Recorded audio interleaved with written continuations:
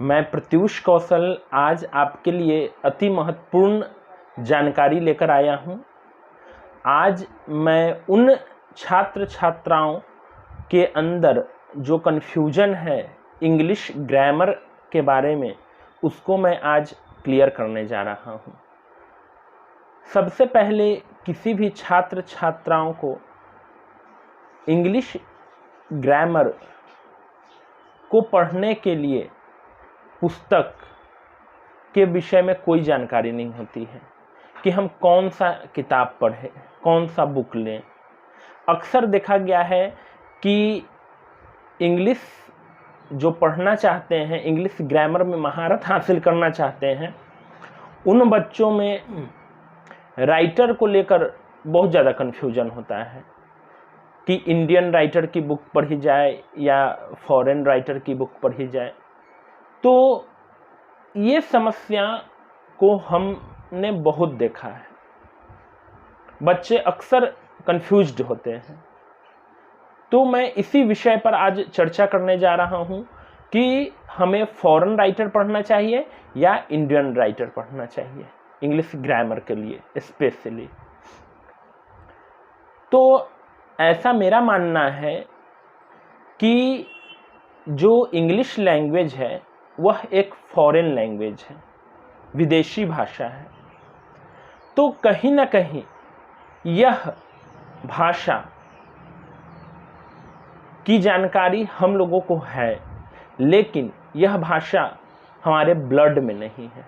Blood में कहने का मतलब ये हमारा मदर टंग नहीं है, जिस वजह से हम इसकी बहुत सारी बारीकियों को, या यूं कह सकते हैं कि इस भाषा को हमने नियंत्रण में किया है। ऐसा नहीं कि यह हमारे खून में है, हम लोग इसमें विशेषज्ञ हो गए हैं, लेकिन हम लोगों के ये खून में नहीं है, अर्थात ये हमारी भाषा नहीं है। इस वजह से हमारी समझ एक फॉरेन राइटर से कम है। तो ऐसा मानना है कि जिस प्रकार अगर हिंदी व्याकरण की पुस्तक अगर लिखी जाएगी तो एक भारतीय लेखक से बेहतर कोई नहीं लिख पाएगा। जो भारतीय व्याकरणविद हैं उनसे बेहतर एक अंग्रेज या फॉरेनर उसको अच्छे से डिफाइन नहीं कर सकता है, क्योंकि हिंदी हमारी अपनी भाषा है, मातृभाषा है।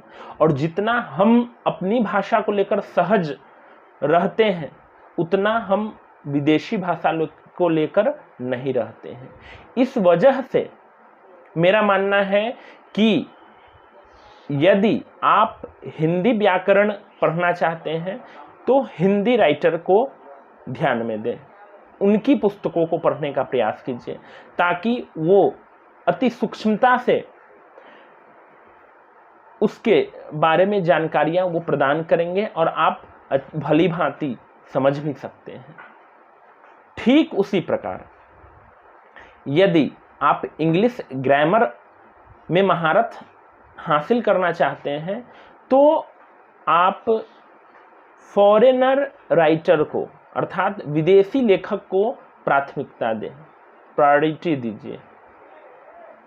यदि आप इंग्लिश भाषा में महारत हासिल करना चाहते हैं हिंदी की तरह, तो आप विदेशी लेखकों के द्वारा रचित इंग्लिश ग्रामर को पढ़ने का प्रयास कीजिए, क्योंकि वो उनकी भाषा है और कहीं ना कहीं उनके खून में वो रचा बसा है।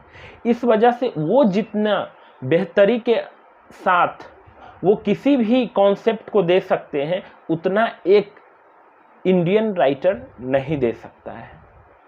ये बहुत ज़्यादा दुविधा का विषय रहा है बच्चों के बीच में कि हमें कौन सा राइटर चूज करना चाहिए।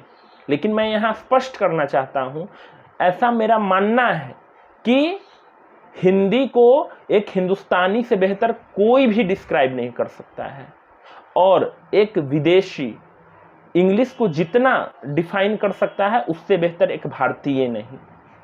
तो मुझे ऐसा लगता है कि हम सभी छात्र छात्राओं को इंग्लिश ग्रामर के लिए फॉरेन राइटर को प्रेफर करना चाहिए और उन्हीं की पुस्तकें पढ़नी चाहिए। इससे हमारी इंग्लिश बहुत ही स्टैंडर्ड हो जाएगी।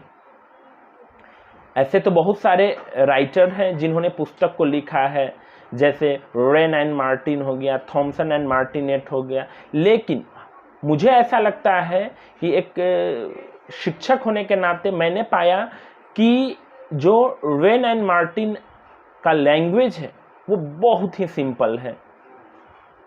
मतलब अगर जो बच्चा सिंसियर है और इंग्लिश ग्रामर के रूल्स को समझना चाहता है, उसकी बारीकियों को समझना चाहता है, तो अगर वो रेन एंड मार्टिन को अगर घर पर भी पढ़े अच्छी तरह से, तो वो इंग्लिश ग्रामर की बारीकियों को बहुत अच्छे तरह से सीख सकता है।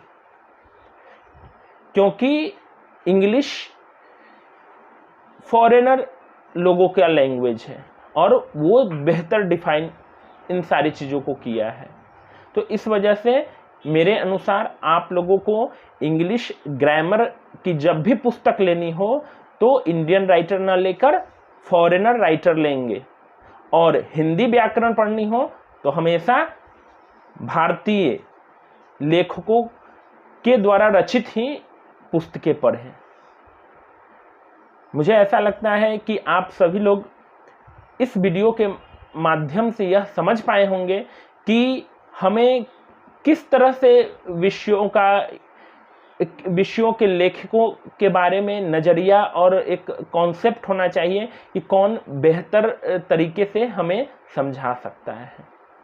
और भाषा के अनुसार तो जिसकी जो भाषा होती है वो बहुत ही सरल और सहज तरीके से आपको समझा सकता है। महत्वपूर्ण विषय मैं आपके समक्ष इसलिए लाया कि बहुत सारे बच्चों में हमेशा कन्फ्यूजन बना रहता है। वो अक्सर पूछा करते हैं कि सर कौन सा राइटर को हम लोगों को प्रेफर करना चाहिए जो स्टैंडर्ड हो और हमारी भाषा अच्छी हो जाए, हमारा व्याकरण, हमारा इंग्लिश ग्रामर अच्छा हो जाए।